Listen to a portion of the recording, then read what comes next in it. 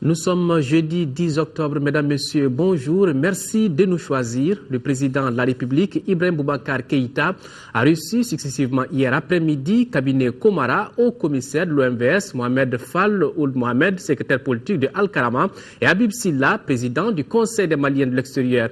Au centre des entretiens, les grands défis du Mali. Reportage Nando Dambélé. Rencontrant officiellement pour la première fois le président de la République Ibrahim Boubacar Keïta, le nouveau patron de l'Organisation pour la mise en valeur du fleuve Sénégal, OMVS, a abordé avec lui les grands enjeux de cette organisation sous-régionale ainsi que les défis du Mali après la crise. Nous avons naturellement parlé d'abord du déficit énergétique. Qu'est-ce que l'OMVS a un projet actuellement pour faire en sorte que les déficits de nos pays soient comblés? Là, je lui ai parlé des projets que nous avons dans le domaine de l'énergie, le barrage de Manantali qui était déjà fini, le barrage de Félou qui va être fini bientôt, le barrage de Gouina pour lequel il a donné des instructions à M. le ministre de nous accompagner pour que le dossier soit débloqué assez rapidement. Nous avons surtout parlé aussi de la navigation sur le fleuve Sénégal qui donnera l'occasion au Mali d'être débloqué et d'avoir un accès sur la mer. Avec Mohamed Fall Ould Mohamed, secrétaire politique de la communauté arabe du Nord, il a été surtout question du vivre ensemble entre les différentes communautés des régions du Nord du pays. Nous sommes venus parler de nos préoccupations spécifiques. J'allais dire les préoccupations spécifiques de ces compatriotes de la communauté arabe du Mali. Au nombre de ces préoccupations, c'est un peu toutes les exactions, les intimidations, quelque peu les violations des droits de l'homme que l'on entend ça et là au quotidien dans les régions du Nord et qui correspondent plus ou moins au retour des populations.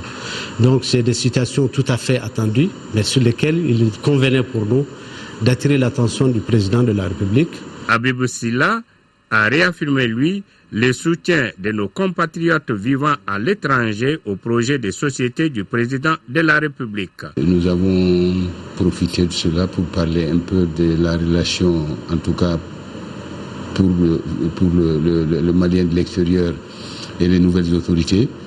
J'ai pu obtenir beaucoup de garanties, en tout cas par rapport à l'importance que le président a accordée non seulement dans son projet de société et pendant toute la campagne des promesses qu'il a faites.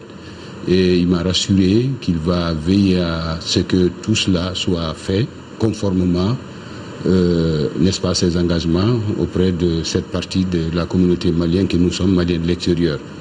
Les trois personnalités se disent ravies des entretiens avec le président de la République. Nous ouvrons à présent une large page de santé. Aujourd'hui, 10 octobre, c'est la journée mondiale de la santé mentale, une maladie qui touche environ 350 millions de personnes dans le monde. Notre reporter, Kadiatou Kone, s'est intéressé à la situation des malades dans notre pays. Voici le dossier de ce journal. Aujourd'hui, à l'absence de statistiques fiables, il est difficile de donner un chiffre exact de malades mentaux au Mali. La première cause de déficience intellectuelle est la souffrance fœtale due au manque de consultation prénatale. À cela s'ajoute la consommation abusive de drogues et de stupéfiants, les dépressions provoquées par la pauvreté, la déception, etc. Aucun mécanisme de prise en charge n'étant prévu au niveau communautaire, certaines familles désespérées ne s'occupent plus de leurs parents malades, ce qui explique le nombre grandissant de malades mentaux errants dans nos villes. À Bamako, on les rencontre un peu partout, sur les trottoirs, sous les ponts, dans les marchés, laissés à eux-mêmes. La prise en charge de ces malades doit se faire en 2 étapes. D'abord au niveau de la famille, puis l'hôpital. Le service psychiatrique du Point G, qui date de l'époque coloniale, s'occupe de soins, de la prise en charge médicale des malades mentaux, de la formation et de la recherche en santé mentale. Actuellement, nous sommes à une centaine de malades au sein de ce service. Dans un premier temps, il faut considérer ces malades mentaux comme des malades à part entière. Ces malades sont pris en charge exactement comme dans les autres services, mais avec cette particularité que quand il y a un trouble mental, très souvent, ça signifie que la famille a tendance à ne plus gérer le problème. Donc, il faut organiser le service de telle sorte qu'on puisse faire en sorte que le malade se sente dans un milieu sécurisant où il peut recevoir, accepter un traitement. Nous avons transformé le lieu, un lieu où effectivement on peut appliquer en même temps un traitement médical, mais aussi une prise en charge sociale.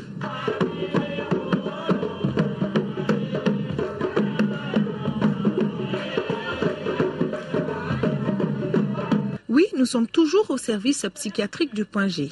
Ici, c'est le Koteba thérapeutique. Même ceux qui n'ont pas de parents dans ce service ont une fois entendu parler de ce fameux Koteba qui est la rencontre entre professionnels de la santé et ceux du théâtre qui est à l'origine de cette nouvelle conception du soin de la souffrance psychique. Il y a plusieurs techniques de prise en charge. Vous savez que très souvent, quand il y a des problèmes mentaux ou bien des problèmes psychologiques, on va procéder souvent par une prise en charge psychologique. La prise en charge psychologique passe souvent par la parole et même le chant. Quand quelqu'un est en colère, pour que la personne revienne à de meilleurs sentiments, c'est en chantant ou bien en intonnant quelque part ses louanges, la personne va tout simplement taper. Et pourtant, on ne lui a pas fait une seule injection. C'est pour vous dire, comme on le dit en adage chez nous, en Bambara, Kadusu Salo.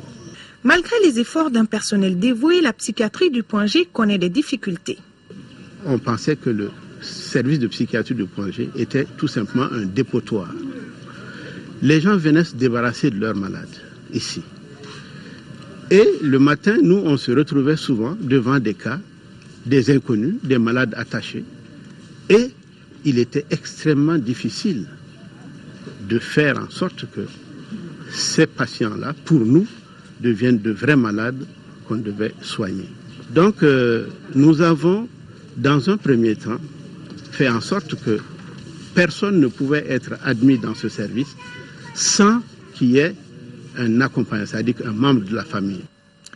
Autre difficulté de ce service, c'est la réinsertion sociale des anciens malades, car il faut rappeler que face à ces maladies, les gens sont très sceptiques parce qu'une croyance ancienne soutient qu'il est très difficile de guérir des maladies mentales et singulièrement de la folie. Voilà, vous avez lâché le mot. Est-ce qu'on peut guérir de la folie? Mais bien sûr, il y a plusieurs types de maladies et il y a plusieurs facteurs étiologiques qui viennent déterminer ces maladies. Des facteurs somatiques, physiques, des facteurs psychologiques, des facteurs sociaux. On dit vos fous. Eh bien justement, on oublie souvent que nous sommes tous un peu fous quelque part à un moment donné de notre vie. Personne ne peut échapper à cela.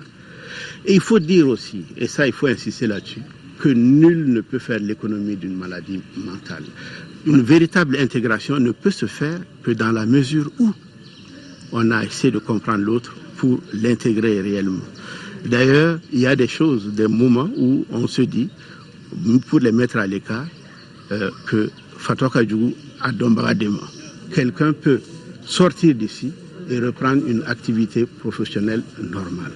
Pour le professeur Koumaré, les malades mentaux sont incapables de se prendre en charge du fait de la nature de leur maladie. Leur prise en charge nécessite non seulement l'implication des membres de la famille et de la communauté, mais aussi de celle de l'État à travers une assistance juridique, matérielle et sociale. La folie n'est pas une fin en soi. Les personnes atteintes de troubles mentaux ont besoin de l'attention et du soutien de tout un chacun. Les rejeter aggravent leur maladie. Prenons soin d'eux afin d'apaiser leur souffrance. Direction la Mecque pour parler aussi de santé. Après environ une semaine de séjour dans ce pays, le médecin-chef de l'équipe médicale, Dr Drissa Brema Traoré, nous fait ici le point sur l'état de santé des pèlerins de la filière gouvernementale. Il est interrogé par nos envoyés spéciaux, Abdraman Keïta, Brahima Touré et Niaza Koulibaly. L'état de santé des pèlerins n'est pas aussi préoccupant que cela. Cependant, il y a une augmentation des fréquences des cas par rapport au premier site qui est Médine.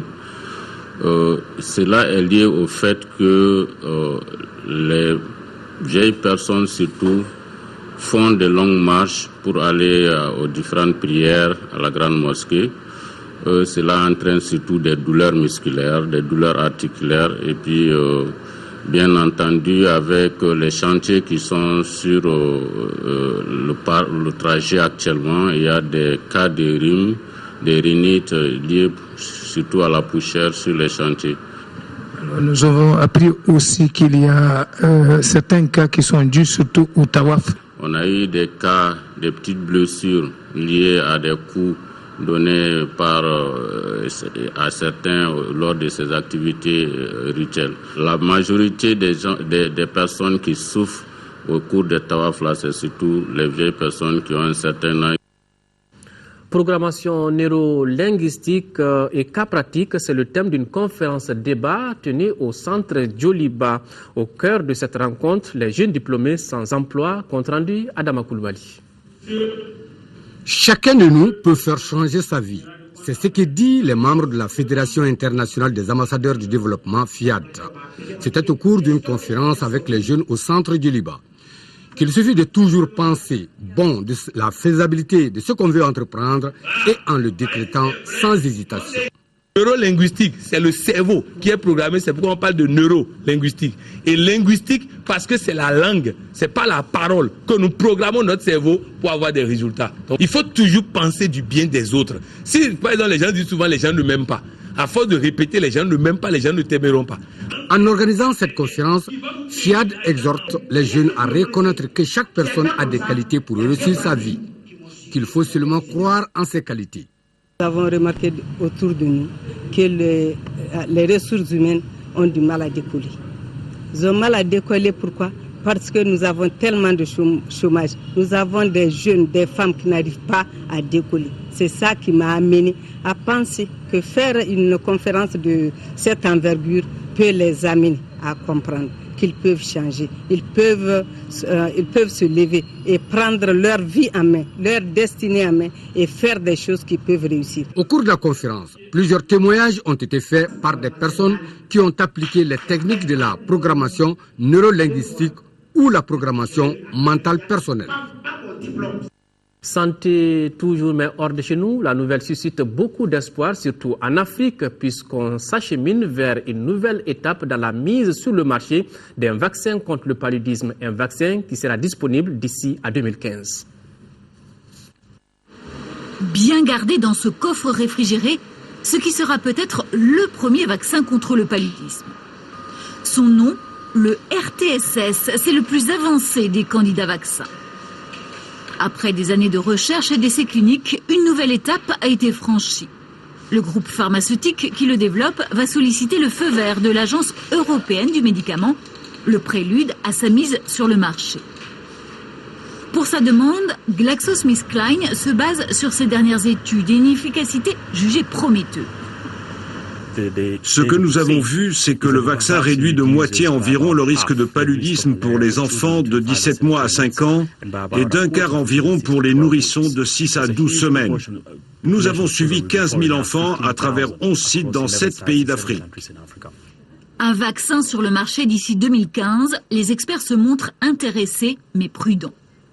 Beaucoup soulignent que le RTSS n'est efficace qu'à 50% et que la protection qu'il offre diminue au bout de 2 ans.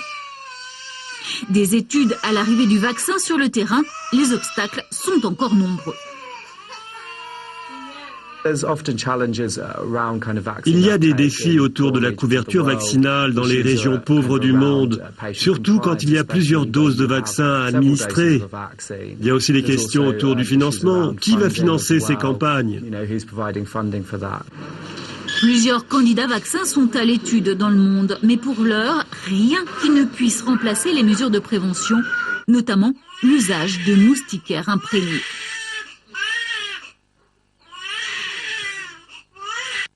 Vivement ce vaccin pour le grand bonheur des enfants. Hors du continent africain maintenant, l'information nous conduit au Japon, précisément à Fukushima, au Bangladesh, en Azerbaïdjan et aux États-Unis.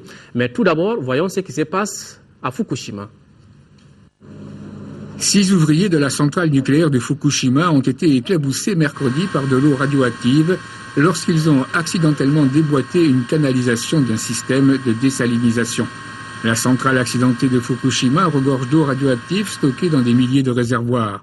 La canalisation a été rapidement remise en place et la fuite stoppée en moins d'1 heure. Cet incident est le dernier d'une longue série de problèmes de fuite d'eau sur le site, dévasté en mars 2011 par un tsunami. Un important incendie a ravagé mardi une usine de textile au Bangladesh. Les pompiers ont lutté toute la nuit contre le feu. 7 personnes ont trouvé la mort. La plupart des 3000 employés de l'usine avaient déjà quitté leur lieu de travail au moment du déclenchement de l'incendie. Le sinistre semble avoir été déclenché par un court-circuit sur une machine à tricoter qui avait déjà pris feu à plusieurs reprises. Le Bangladesh est le 2e exportateur de vêtements au monde. Le président sortant, Ilham Aliyev, 51 ans, est pratiquement assuré de remporter la présidentielle en Azerbaïdjan. Les derniers sondages lui accordent plus de 80% d'intention de vote. En 2003, il avait succédé à son père, un ancien du KGB, réélu en 2008 avant d'obtenir par référendum en 2009 la levée de la limitation à 2 du nombre des mandats présidentiels. Les opposants et Amnesty International ont dénoncé une campagne de répression. Inédit pour la Banque centrale des États-Unis, Janet Yellen, 67 ans, pourrait devenir la première femme à la tête de cette institution.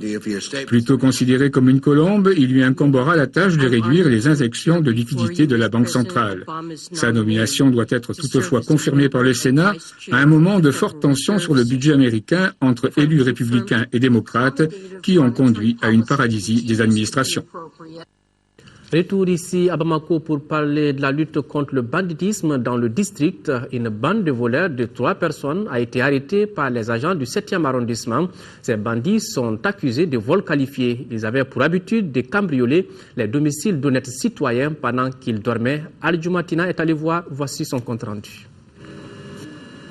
Fin de course pour ces 2 malfrats qui sont tombés dans les mains des éléments du 7e arrondissement. Qualifiés en vol, les 2 Sidibé, Yacouba et Mohamed constituaient un véritable casse-tête, non seulement pour les populations, mais aussi pour les forces de l'ordre à Mayambougou. Ils ont été appréhendés suite à leur énième cambriolage perpétré cette fois-ci au domicile d'Oumar Sidi Traoré avec usage d'armes à feu, emportant plusieurs objets et une bagatelle de 12 500 000 francs CFA. Nous avons été informés aux environs de 4 heures du matin, le 3 octobre 2013, par un certain Boubacar Keïta, se disant ami de Oumar Sidi Traoré, alias Barou, que à 2 heures du matin, 2 individus sont venus à son domicile et ont eu à cambrioler sa maison à l'aide d'armes à feu. Sur les 12 500 000, les 2 Sidibé n'avaient que 2 70 000 francs au moment de leur arrestation. En attendant de retrouver le 3e en fuite, Yacouba et Mohamed méditeront sur leur sort devant le parquet. Beaucoup de prudence. Fin de ce journal. Merci de l'avoir suivi. Prochain rendez-vous avec l'actualité, 18h-20h, une présentation de D. Sissoko. Si vous êtes à table, très bon appétit. Au revoir et qu'Allah bénisse le Mali.